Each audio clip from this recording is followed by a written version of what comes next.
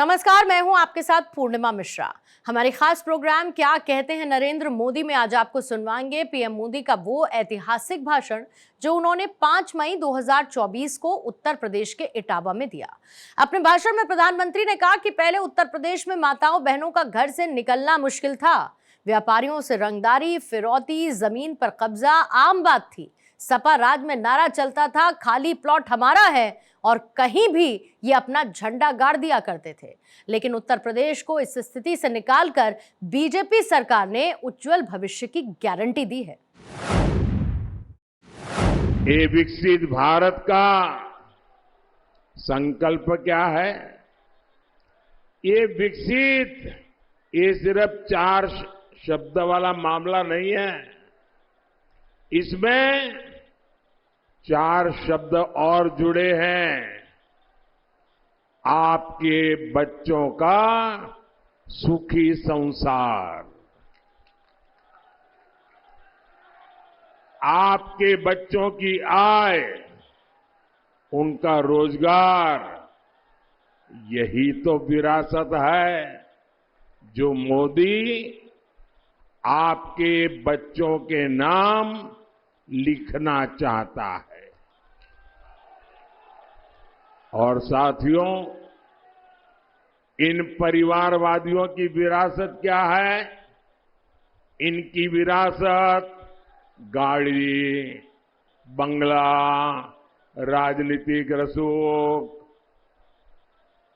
कोई मैनपुरी, कन्नौज और इटावा को अपनी जागीर मानता है, कोई अमेठी रायबरेली को अपनी जागीर मानता है।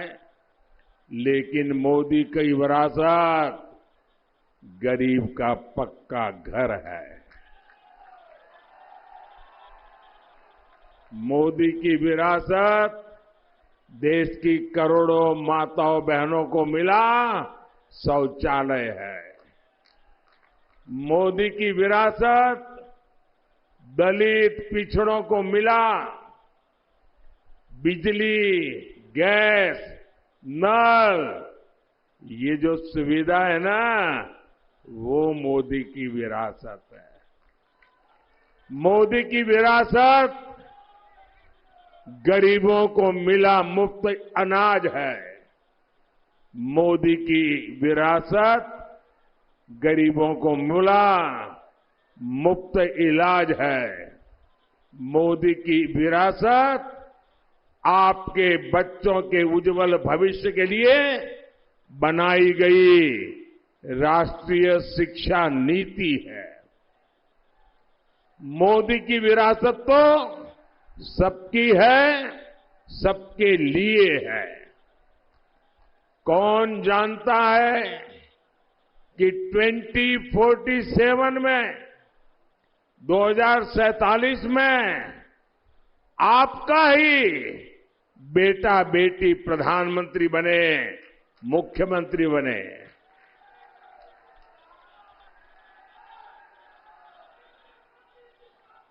शाही परिवार का वारिस ही पीएम, सीएम बनेगा। ये कुप्रथा इस चाय वाले ने तोड़ दी है।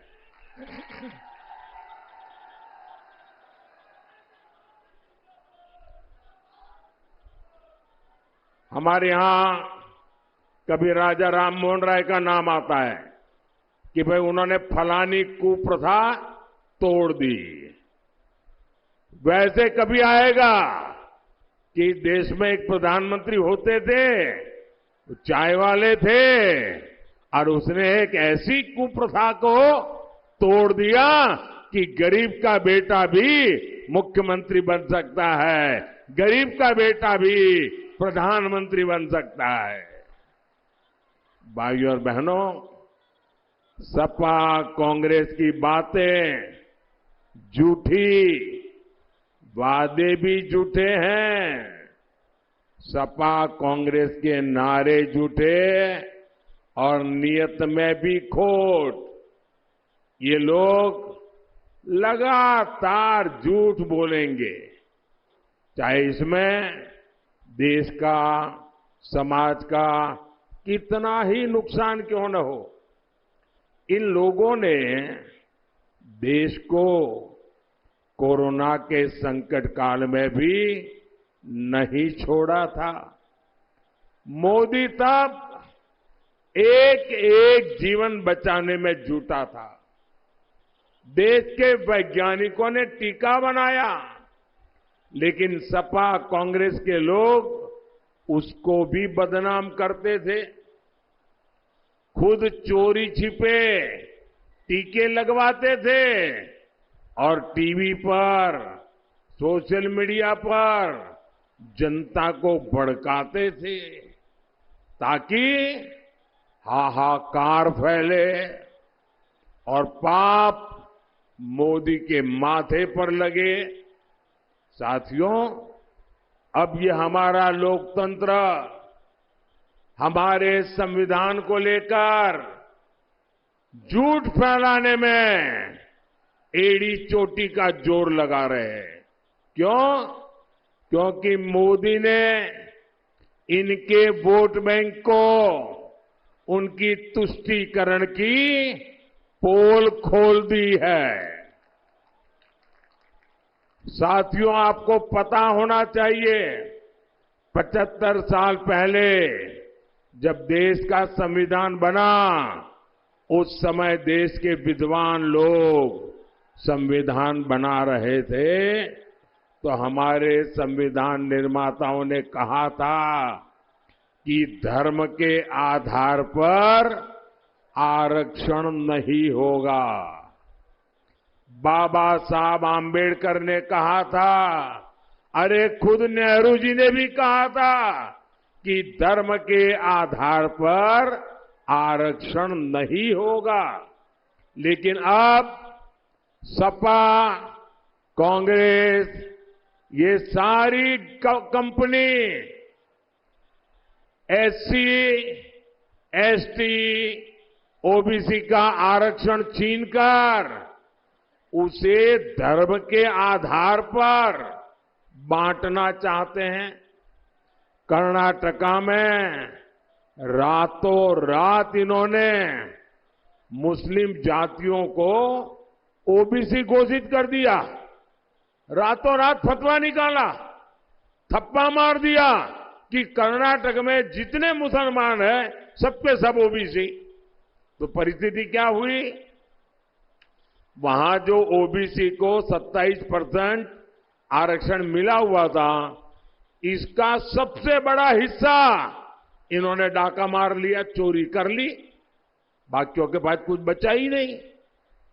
यूपी में अगर ऐसा हुआ तो ये मेरे यादव भाई बहन, मेरे मौर्य भाई बहन, मेरे लोध भाई बहन, मेरे पाल भाई बहन, मेरे जाटव भाई बहन, मेरे साक्य भाई बहन, मेरे कुशवाहा भाई बहन, इन सबके हक का क्या होगा? ये बहुत बड़े खतरे की घंटी है। साथियों, सपा वाले जिस समाज का ठेकेदार होने का दावा करते हैं, ये भ्रम भी टूट जाएगा। या तो ये अपने परिवार का भला करते हैं या फिर अपने वोट बैंक का। आप लोग याद रखिए, आज भी सपा को पूरे प्रदेश में उम्मीदवार बनाने के लिए अपने परिवार के बाहर कोई यादव नहीं मिला, जबकि ये भाजपा है जिसमें कोई भी कार्यकर्ता बड़े से बड़े पद पर पहुंच सकता है। और इसीलिए आज मध्य प्रदेश के मुख्यमंत्री हमारे मोहन यादव जी मुख्यमंत्री जी के नाते मध्य प्रदेश को दौड़ा रहे हैं। ये है भाजपा की नीति, ये है भाजपा की रीति, ये है भाजपा का जीता जागता उदाहरण। भाइयों और बहनों, सपा कांग्रेस की खोटी नीयत का हिसाब बहुत लंबा है। आप याद कीजिए, 5 साल पहले कांग्रेस का शाही परिवार चुनाव के समय मंदिर मंदिर घूम रहा था। कोई कहता था इस कोने में मंदिर है, अरे बोलो चलो भाई। कांग्रेस के शहजादे ने तो कोट के ऊपर जनेऊ तक पहन लिया था। लेकिन इस बार मंदिर के दर्शन बंद, कोट के बाहर टंगा जनेऊ उतर गया। इतना ही नहीं, 500 साल बाद एक ऐतिहासिक पल आया। पूरा देश भव्य राम मंदिर बनने से खुश हुआ, लेकिन इन्होंने प्राण प्रतिष्ठा का निमंत्रण भी ठुकरा दिया। साथियों, इनको तो इतनी नफरत है। अभी मैं द्वारिका जी गया था गुजरात में, और आपको मालूम है, पुरातत्वविद कहते हैं कि भगवान श्री कृष्ण की जो द्वारिका है वो समुद्र के नीचे डूबी हुई है। तो पुरातत्वविदों ने खोज के निकाला है।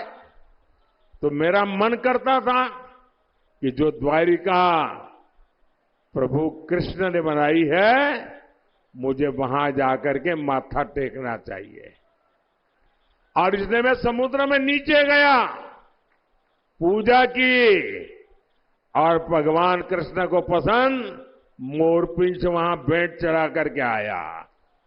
अब एक कांग्रेस के शहजादे को बड़ी परेशानी है कि कृष्ण क्यों पूजा करने के लिए नीचे गए क्यों। अब मैं ये यहां के सपा वालों को पूछना चाहता हूं, अरे आप तो अपने आप को यदुवंशी कह रहे हो, श्री कृष्ण के वारिस कह रहे हो, और देश का प्रधानमंत्री श्री कृष्ण की पूजा करे, और तुम्हारे अपने साथी उसकी आलोचना करे। अरे तुम काहे को यदुवंशी हो रहे?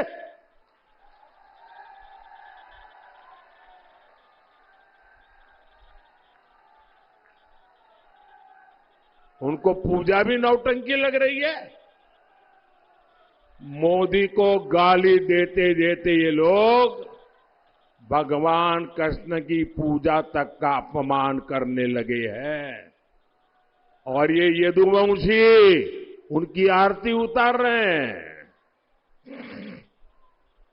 आपको शहजादे की आरती उतारनी है तो उतारो, मोदी तो श्री कृष्ण की आरती उतारेगा उतारेगा उतारेगा। पहले उन्होंने कहा कि द्वारका में समुद्र के बीच कुछ है ही नहीं। अब कल उन्होंने फिर कृष्ण पूजा का मजाक उड़ाया। इन्हें आपकी आस्था से कोई मतलब नहीं है। भाई और बहनों, आपने तो योगी जी के नेतृत्व में हालात बदलते देखे हैं।